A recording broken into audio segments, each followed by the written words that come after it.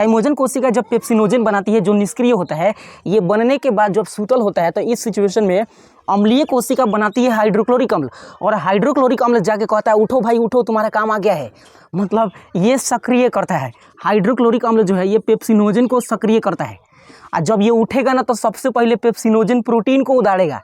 उदाड़ने का मतलब कि बोलस यानी भोजन में जो प्रोटीन होगा ना, प्रोटीन के मॉलिक्यूल्स होंगे, उन सबको पहले खोज कर उदाड़ेगा कौन? पेप्सिनोजन।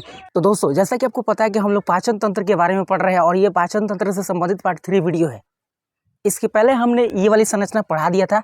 अगर इस वीडियो को नहीं देखे ना तो पहले इसको देख लीजिएगा, तब ये वाला समझते हैं। सो आइए आज के सेशन को शुरू करते हैं और समझते हैं इसके पूरे स्ट्रक्चर को कि कौन कौन से इसमें भाग है।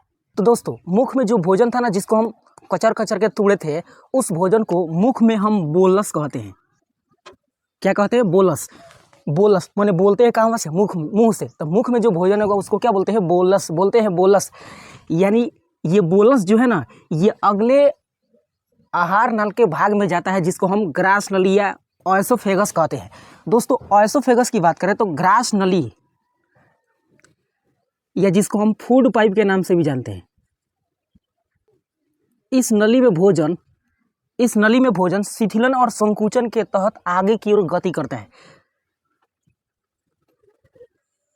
ठीक है, तो शिथिलन और संकुचन को ना हम क्रमानुकुंचन कहते हैं।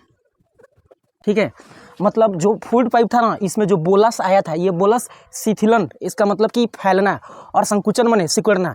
तो फैलने और सिकुड़ने से ना भोजन आगे की ओर गति करता है। तो फैलने और सिकुड़ने की घटना को हम क्रमानुकुंचन बोलते हैं। तो दोस्तों क्रमानुकुंचन की क्रिया के दौरान ही इस ग्रास नली में जो भोजन था वो भोजन आमाशय के अंदर डब दे गिरता है। मतलब ये ग्रास नली जो है ना, ये स्ट्रेट ऐसे खड़ा नहीं होता है। ठीक है, ये कुछ ऐसे जिगजैग पैटर्न में होता है, इस तरह से होता है। समझ रहे हैं ना? ऐसे होता है ना, कि अगर सीधा रहेगा, मान लीजिए कि आपका ग्रास नली ऐसे है, ठीक है, इधर इसके नीचे क्या है? आमाशय है। तो ऐसे कंडीशन में जो भोजन बोलस था ना, ये डब दे गिरेगा यही में, किस में? आमाशय में, और आवाज़ भी करेगा, लेकिन आवाज़ होता नहीं है।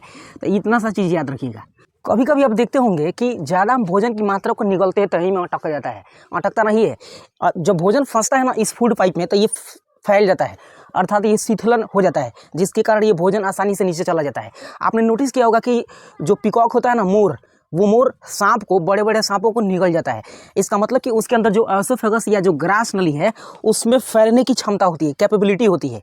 उसी तरह से अगर पैथन की बात करें, अजगर की बात करें, तो अजगर को भी आपने देखा होगा या सुना होगा कि बहुत सारे बड़े बड़े जानवरों को भी निकल जाता है अजगर। इसका मतलब कि उनमें ग्रास नली में ना फैलने की कैपेसिटी होती है। उसी तरह से हमारे अंदर भी ग्रास नली में फैलने की कैपेसिटी होती है, जिसके कारण ये बोलस अंदर की ओर जाता है, मतलब आमाशय में जाता है। इतना सा कहानी याद रखिएगा। तो उसके बाद की कहानी आपको पता है कि ये ग्रास नली के बाद भोजन कहाँ जाएगा? आमाशय। आमाशय को इंग्लिश में स्टमक कहा जाता है, जो लगभग जे आकार का होता है। ठीक है, जे आकार का होता है। यह उदर गुहा में स्थित होता है। ठीक है ना, कहाँ स्थित होता है? उदर गुहा में। प्रश्न पूछा गया आपसे कि आमाशय शरीर के किस हिस्से में स्थित होता है, तो ये उदर गुहा में होता है। याद रखिएगा इतनी सी कहानी। ठीक है, अब हम आमाशय की बात करें तो आमाशय के जो होते हैं ना, आमाशय के अंदर मुख्य रूप से कुछ ग्रंथियाँ पाई जाती है। तो आमाशय के अंदर जो ग्रंथि होता है उसको हम जठर ग्रंथि कहते हैं। इस ग्रंथि से जठर रस स्रावित होता है। क्या होता है? जठर रस स्रावित होता है। इसके अलावा बहुत सारे पदार्थ बनते हैं। जैसे अगर हम इस ग्रंथि की बात करें तो इस ग्रंथि में मुख्य रूप से 3 कोशिकाएं पाई जाती है। सबसे पहला जो कोशिका होता है, पहला जो होता है उसका नाम है अम्लजन कोशिका। दोस्तों इसका नाम है अम्लजन कोशिका, मतलब इस कोशिका से अम्ल का निर्माण होता है, और उस अम्ल का नाम भली भांति जानते हैं HCl यानी हाइड्रोक्लोरिक अम्ल होता है, जिसका pH 1.8 होता है। दोस्तों 1.8 का मतलब कि यह इतना अम्लीय होता है, इतना अम्लीय कि अगर इसमें से निकाल कर हाथ पर डाल दिया जाए तो हाथ जल जाता है। तो हाथ जल जाता है, इसका मतलब कि पेट नहीं जल रहा है। इस क्या मतलब है, क्या रीजन है इसका? हम कह रहे हैं कि दोस्तों इसका pH 1.8 है, तो ये इतना खतरनाक एसिड है कि अगर हाथ पर गिर जाए तो हाथ के स्किन को जला सकता है, लेकिन आमाशय नहीं जलता है। क्यों, क्या रीजन है? तो बताएंगे, बने रहिएगा इस वीडियो में।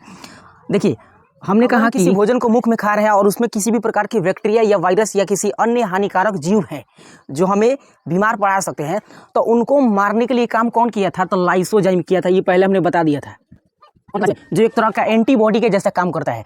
लेकिन कुछ ऐसे होशियार बैक्टीरिया या वायरस होते हैं जो मुख गुहा में लाइसोजाइम से बच के और ग्रास नली से होते आमाशय में चले आते हैं।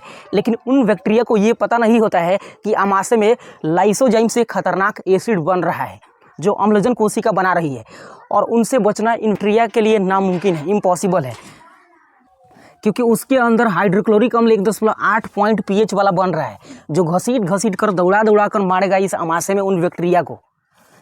ठीक है, तो याद रखिएगा, यानी हाइड्रोक्लोरिक अम्ल जो है ना, ये जीवाणुओं को नष्ट करता है जो मुख्य गुहा से बच कर आए थे, लुका कर आए थे। ठीक है, याद रखिएगा ये कहानी। इसके अलावा हाइड्रोक्लोरिक अम्ल जो है ये भोजन के कुछ कणों को तोड़ देता है, बस कणों को तोड़ता है, उनमें अंदर जो उनके अंदर जो मॉलिक्यूल्स होते हैं उनको नहीं तोड़ता है। दूसरा कोशिका जो है उसका नाम है म्यूकस कोशिका।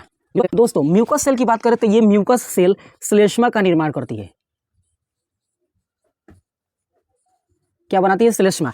श्लेष्मा को इंग्लिश में म्यूकस ही कहा जाता है। हमने कहा था कि हाइड्रोक्लोरिक अम्ल एक ऐसा पदार्थ है जो हमारे आमाशय को भी जला सकता है, हाथ को भी जला सकता है, लेकिन आमाशय तो जल नहीं रहा है क्योंकि रोज 3 लीटर ये जूस बनता है। कौन? जठर ग्रंथि से जो जठर रस बनता है ये 3 लीटर रोज बनता है, तभी हमारा आमाशय नहीं जला है। क्यों? क्योंकि म्यूकस कोशिका एक ऐसे आवरण का निर्माण करती है, श्लेष्मा का निर्माण करती है, जो हाइड्रोक्लोरिक अम्ल के प्रभाव को श्लेष्मा कंट्रोल कर देता है, कम कर देता है, जिसके कारण हमारा आमाशय नहीं जलता है। लेकिन अगर ये श्लेष्मा का स्तर कम हो जाए तो उस सिचुएशन में हमारा आमाशय जो होता है ना, ये जलने लगता है या उसके अंदर घाव बनने लगता है, जिस घाव को हम अल्सर के नाम से जानते हैं। जितना आदमी का ब्रेकअप होता है ना, अक्सर देखिएगा वो भूखे रह जाता है, भूखे नहीं लगता है उसको।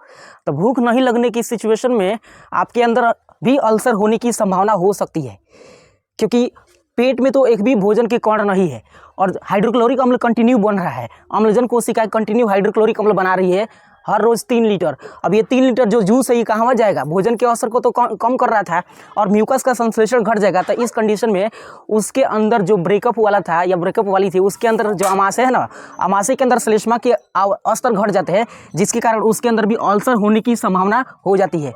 सो ऐसा मत कीजिएगा कभी भी, ठीक है, याद रखिएगा। तो म्यूकस कोशिका का काम है म्यूकस बनाना, जो हाइड्रोक्लोरिक अम्ल के प्रभाव को कम कर देता है। ठीक है, तीसरी कोशिका जो है ना, उसका नाम है जाइमोजन कोशिका।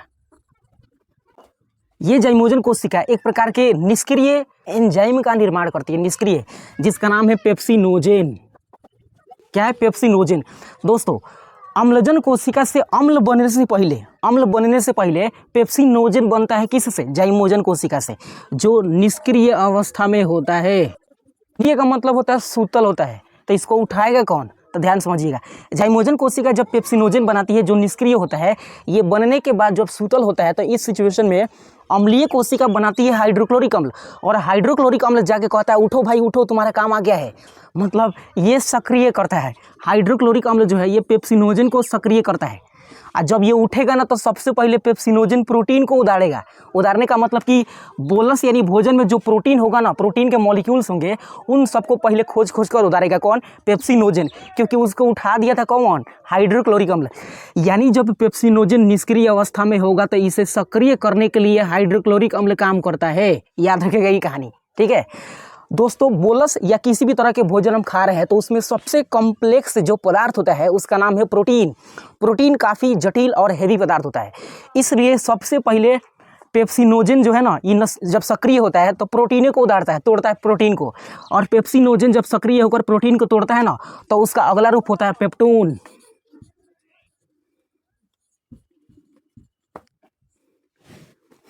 यानी पेप्सिनोजेन प्रोटीन को पेप्टोन में बदल देता है। पेप्सिनोजेन प्रोटीन को पेप्टोन में बदल देता है जब ये सक्रिय होता है। तो ये 3 कॉन्सेप्ट आपसे याद रखिएगा। हाइड्रोक्लोरिक अम्ल के 3 काम, एक तो जीवाणु को मारेगा, दूसरा भोजन के कुछ अंश को तोड़ देता है, मॉलिक्यूल्स को नहीं, तीसरा ये पेप्सिनोजेन जो निष्क्रिय होता है इसको सक्रिय बनाता है, जिसके कारण पेप्सिनोजेन प्रोटीन को पेप्टोन में बदल देता है। तो ये आमाशय के अंदर जो ग्रंथि थी, जठर ग्रंथि, वो उसका काम है। उसके बाद की बात करें तो आमाशय के टोटल 3 हिस्से होते हैं। कितने हिस्से? 3।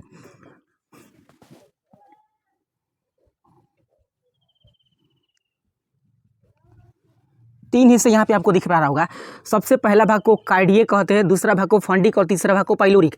यानी अमाशय का जो सबसे पहला भाग होता है जो हार्ट के पास होता है, हृदय के पास होता है, इसलिए उसका नाम है कार्डियक। कार्डियक शब्द हमेशा हार्ट के लिए आता है। हार्ट का अध्ययन करना, कार्डियोलॉजी नाम सुने होंगे आपने, या हार्ट का जो स्पेशल डॉक्टर होता है उसको हम कार्डियोलॉजिस्ट बोलते हैं। तो ये याद रखिएगा कि अमाशय का जो सबसे पहला भाग होता है ये हार्ट के पास होता है, जिसे हम कार्डियक कहते हैं। मध्य वाले भाग को फंडिक कहते हैं और सबसे लास्ट वाला जो भाग होता है इसको पाइलोरिक कहते हैं। ठीक है, ये तीन चीज़ याद रखिएगा। ठीक है, अब जो बोलस आया था ग्रास नली के माध्यम से इस अमाशय में, वो बोलस किसी अन्य रूप में कन्वर्ट हो जाएगा, क्योंकि हाइड्रोक्लोरिक और ये जाइमोजन कोशिका से निकला पेप्सिनोजन था, ये दोनों के दोनों मिलकर उसको तोड़ देंगे खूब ज़्यादा। तो तोड़ेंगे तो भोजन का रूप अलग हो जाएगा, बदल जाएगा, जिसके कारण अमाशय के अंदर जो भोजन होता है ना, आता है, तो उस भोजन को हम काइम कहते हैं। क्या कहते हैं? काइम। तो सब मुंह में जो भोजन होगा उसको बोलस, और अमाशय में जो भोजन होगा उसको काइम, और जो छोटी आंत में भोजन होगा ना उसको चाइल कहते हैं, वो पढ़ेंगे हम बाद में। ठीक है, यानी काइम जो है ना, ये अब भोजन आगे की ओर जाएगा। इसका मतलब कि सर ये भोजन जो काइम है ये एसिडिक होगा, ये क्या होगा? अम्लीय होगा। तो अम्लीय होगा, इसका मतलब सर इसका pH 1.8 होगा, और 1.8 है, इसका मतलब सर ये छोटी आंत को अब जलाने वाला है, क्योंकि छोटी आंत में म्यूकस नहीं होता है, और म्यूकस नहीं होगा तो जाहिर सी बात है कि छोटी आंत को ये भेदेगा, जलाएगा। लेकिन ऐसा कभी हुआ है? नहीं हुआ है। तो आखिर क्या लोचा है कि जो एसिडिक भोजन है जिसको हम काइम बोल रहे हैं, काइम, ये काइम एसिडिक होने के बावजूद भी ये हमारे छोटी आंत को नहीं जलाता है। जी हाँ, नहीं जला पाता है। अब क्यों नहीं जलाता है देखिएगा ध्यान से।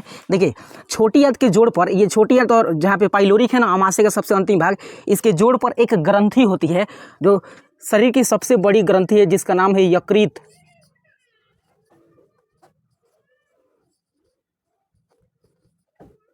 सबसे बड़ी ग्रंथि यकृत है, और सबसे बड़ी लार ग्रंथि है पैरोटिड, जो हमने ये वाला वीडियो में बता दिया था। ठीक है, इसका वजन लगभग 1.5 kg का होता है, जो हमारे दाएं साइड होता है, यानी इस साइड, बाएं साइड में हार्ट होता है और दाएं साइड में क्या होता है? तो ये होता है यकृत, यानी लीवर या जिगर बोलते हैं इसको। ठीक है, 1.5 kg का होता है।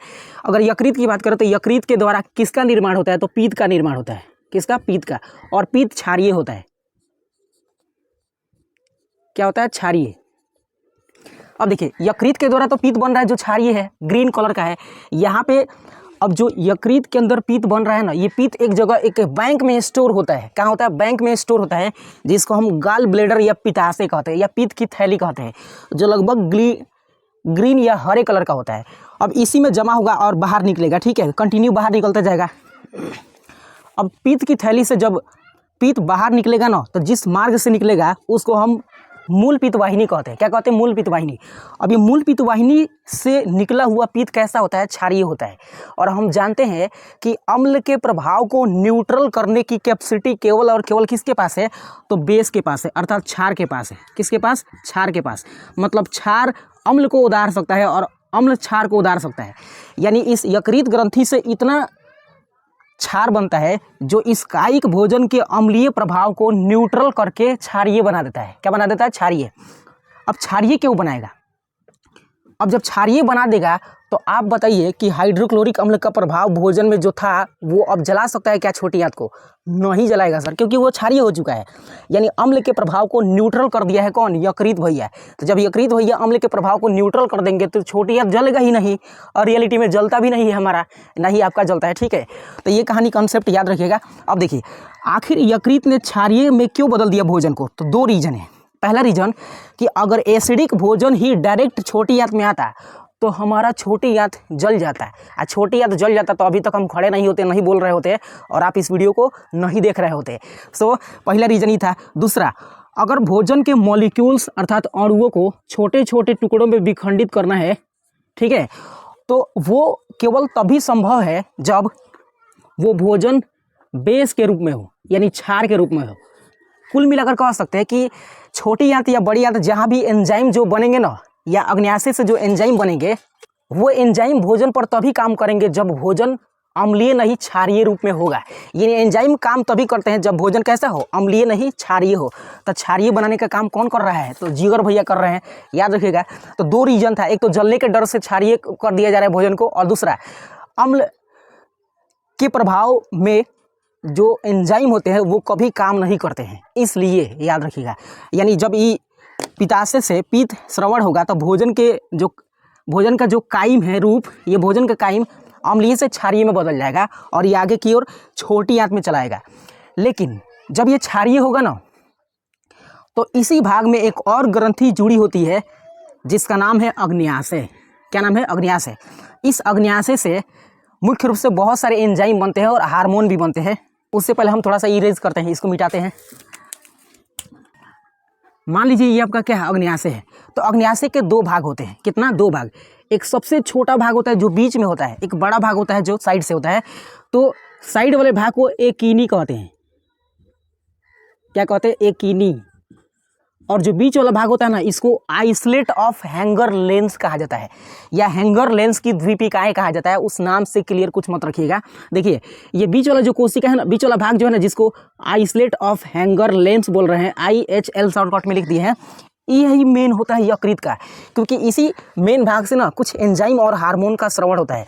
इसमें मुख्य रूप से कुछ कोशिकाएं होती है जिसका नाम है अल्फा, बीटा, जामा नहीं गामा और डेल्टा। ये 4 तरह की कोशिकाएं होती है, जिनमें मुख्य रूप से बीटा कोशिका सबसे जरूरी होता है, क्योंकि बीटा कोशिका से एक हार्मोन निकलता है जिसका नाम है इंसुलिन। ये इंसुलिन हार्मोन का काम हम बाद में पढ़ेंगे। फिलहाल आप इतना याद रखिएगा कि अग्न्याशय जो बीच वाला अमाशय के नीचे होता है, इससे एक बीटा कोशिका इसमें पाई जाती है जिससे एक हार्मोन निकलता है जिसका नाम है इंसुलिन। आप इतना याद रखिएगा, इसकी कहानी हम बाद में पढ़ेंगे, ठीक है। इसके अलावा इसी भाग से कुछ एंजाइम निकलते हैं, जैसे लाइपेज, एमाइलेज, ट्रिप्सिन और न्यूक्लिएज। लाइपेज, एमाइलेज, ट्रिप्सिन और न्यूक्लिएज, ये 4 तरह के एंजाइम निकलते हैं। अब इनमें लाइपेज जो है ना, लाइपेज ये वसा को तोड़ता है। किसको तोड़ता है, वसा को, ठीक है। और एमाइलेज और ट्रिप्सिन ये दोनों के दोनों कार्बोहाइड्रेट को तोड़ते हैं। कार्बोहाइड्रेट,